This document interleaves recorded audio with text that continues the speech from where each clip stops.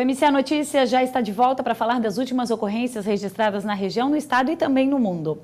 Um acidente envolvendo 3 veículos complicou o trânsito no centro de Itajaí. A colisão aconteceu ontem à tarde no cruzamento das ruas Samuel Oise e Dr. Pedro Ferreira. A Codetran foi chamada para apurar a ocorrência. Ainda não se sabe quem foi o responsável pelo acidente.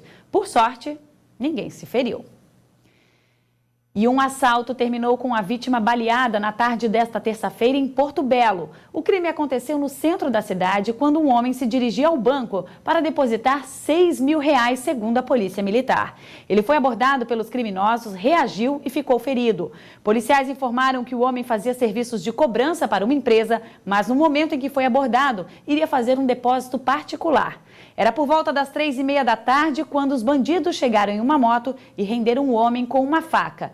Ele conseguiu retirar o objeto da mão do assaltante, mas foi surpreendido pelo outro bandido que puxou um revólver calibre 22 e atirou contra a perna da vítima. A bala ficou alojada no fêmur do cobrador. Ele foi levado ao pronto atendimento de Porto Belo e depois encaminhado para o Hospital Ruth Cardoso, em Balneário Camboriú. Os criminosos fugiram com a pochete da vítima, mas não conseguiram levar o dinheiro. A quantia que seria depositada estava no bolso do homem ferido.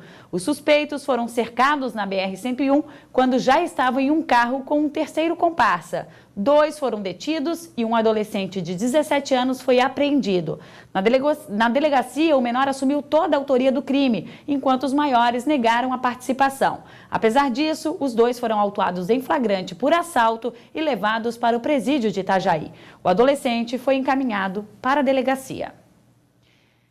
E uma moradora de Itajaí levou um grande susto ontem. Era por volta das 11 horas da manhã quando um container que era transportado por este caminhão despencou da carreta e caiu sobre o muro da casa de Dona Dalci Maria Facchini, de 66 anos.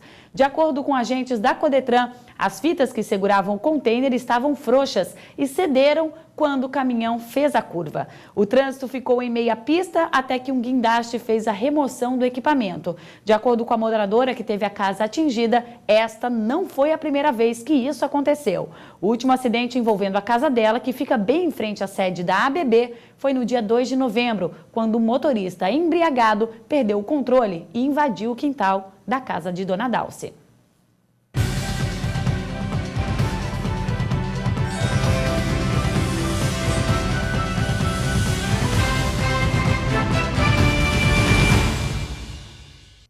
As operações de busca do Boeing 777 da Malaysia Airlines, desaparecido no sábado passado, foram ampliadas para o mar de Adamão. A área fica a centenas de quilômetros do perímetro inicialmente estabelecido. Depois de radares detectarem mudança de rota do Boeing 777 da Malaysia Airlines, que desapareceu no sábado passado, as buscas foram ampliadas. A operação está concentrada no mar de Adamão. A área fica a centenas de quilômetros do perímetro inicialmente estabelecido. O local é limitado ao norte pela ilha indonésia de Sumatra e ao leste e ao norte pela Tailândia e Myanmar. A aeronave com 239 pessoas a bordo virou para a direção oeste, desviando do caminho previsto entre as cidades de Kuala Lumpur e Pequim. Nesta quarta-feira, o Vietnã anunciou a suspensão das buscas até que receba orientações da Malásia sobre o novo perímetro a cobrir. E milhares de pessoas foram às ruas da Turquia para protestar contra a morte, nesta terça-feira, do jovem Berkin Elvan, de 15 anos. O adolescente, que foi ferido pela polícia em uma manifestação em junho do ano passado, estava em coma há 269 dias. A morte nesta terça-feira de um adolescente de 15 anos provocou uma nova onda de protestos e violência na Turquia. Berkin Elvan foi gravemente ferido pela polícia numa manifestação contra o governo em junho do ano passado. O caso gerou revolta por causa da repressão comandada pelo primeiro-ministro turco Recep Tayyip Erdogan. A família do garoto informou que ele não resistiu depois de 269 dias em coma através do Twitter. Após o anúncio, centenas de pessoas se reuniram em frente ao hospital de Istambul, onde o adolescente permaneceu 9 meses internado. A multidão nas ruas da cidade aumentou com o passar das horas. Houve mais confronto com a polícia. Com a morte do jovem nesta terça-feira, subiu para 7 o número de manifestantes que perderam a vida nos protestos dos últimos meses contra o governo islamita conservador da Turquia.